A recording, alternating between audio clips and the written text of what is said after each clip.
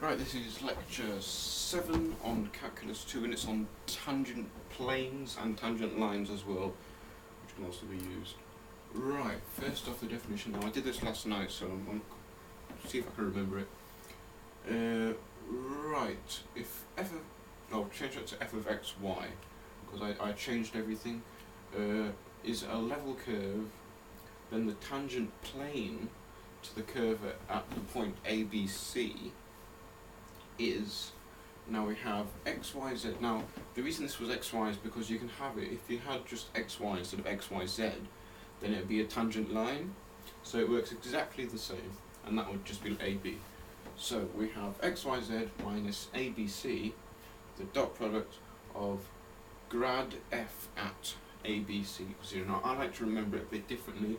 I like to remember it as x, y, z dot grad f equals ABC dot grad f, which I think is much easier. Right, and something else we should note is that if you get a big F, it's big F of x, y, z equals the function xy minus z. Now that's just a nice thing to remember, because it comes in, I think it comes in later. Right, an example. Right, we want the tangent line, so like I said, you can just change x and y and AB to the curve x squared minus y squared equals 5 at the point 3, 2. Now first of all we have to check it works, so we have 9 minus 4 is 5, that's fine. Right, and now we want to do this, as we remember. So first of all we want grad f, which we did in the last lecture.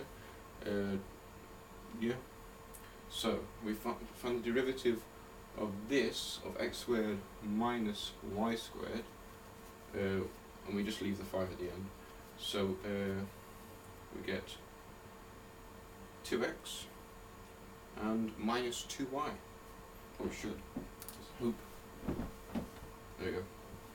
And then we put our values in, 3, 2, 6 minus 4, and now we do the dot product of all of these.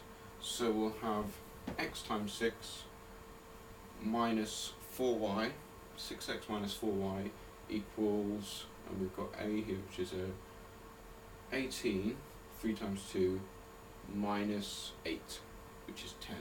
So 6x minus 4y is 10.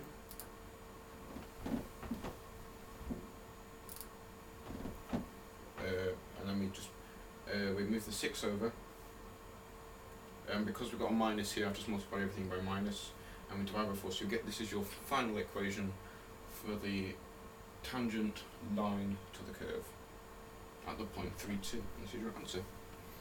Right, what we got next? Right, now you do exactly the same for tangent planes, but just with an extra variable. Now he did a very little bit of potential functions at the end, so I looked up how to actually solve them. So this is a quick example of how to solve one. I don't know if you can see it, this is meant to be squiggly.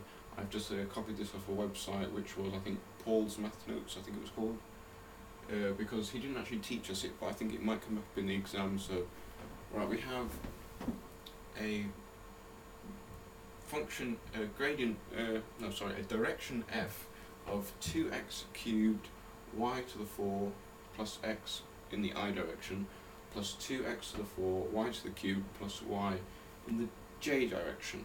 Now to find a potential function of a vector field, what you do first is just say that f of x comma y can be either the integral of this or the integral of that. Yeah? And this one's with respect to y, because it's I and j are just basically x and y. Now what you do is you actually solve one of these. So if we solve this one, we actually integrate it, you'll get a half x to the 4 y to the 4 plus a half x squared plus, now we called it hy, this is our constant. Right, and now we can't have a constant, so because we said it can equal either this or that, what we do is, this really doesn't make much sense, but you differentiate it. So if we differentiate this and then let it equate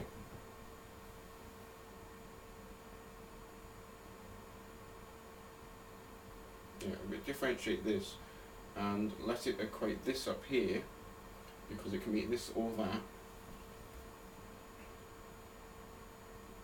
Then we've got h dash, which equals y, because they've got to equal each other.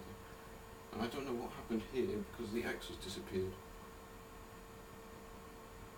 Oh, we differentiate it with respect to y. That's why we differentiate this with respect to y, because we call it hy. That makes sense. We integrate it with respect to x, so we differentiate with respect to y, otherwise there's no point. Yeah?